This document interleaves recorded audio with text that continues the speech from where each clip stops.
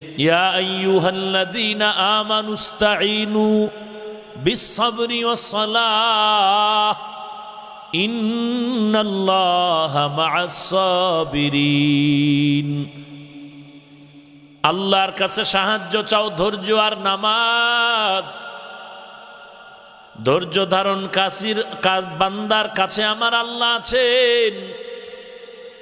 অন্তর ভরে নামাজে দাঁড়ায় কান্না কর, নামাজ শেষ হতে না হতে দেখবি বিপদ আর নাই। আল্লাহর বান্দা যুবক এই চিন্তা করে তিনটা মাথায় বিপদ নিয়ে আল্লাহকে ভুলেন না। নামাজে চলে গেলেন, মসজিদে হাজির, সালাম হয়ে গেল।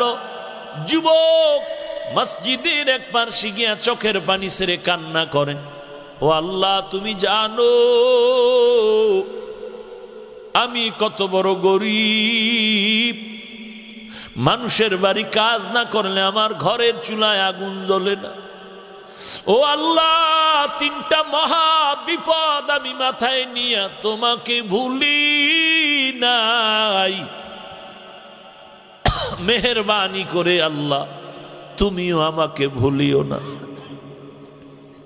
এই তিন মুসিবত থেকে কুদরতের হাতে হেফাজত করো। আল্লাহর বান্দা কান্নাকাটি করে বাড়িতে বিদায়। আল্লাহ বলেন, বান্দার এক ফোঁটা চোখের পানি যদি আমার মহাব্বতে ফেলো, এক বিন্দু পানিও বৃথা যাবে না।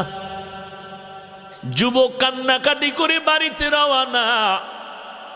ঘরের ভেতরে ঢুকার আগে তাকায় দেখে খোয়ারের ভেতরে হারানো গাভীটা দাঁড়িয়ে আছে। বান্দা শুকর আদায় করলেন, বললেন এটা আমার বাহাদুরি।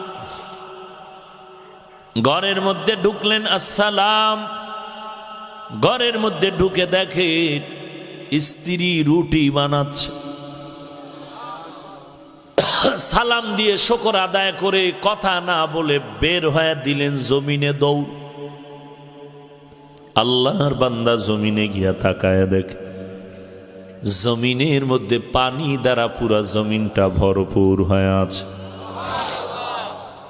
ওখান থেকে ফেরত আসলেন, ঘরের মধ্যে ঢুকে ডাক দিয়া কয়, ও বিবি, মহা বিপদ রেখে নামাজে গেলাম, কিভাবে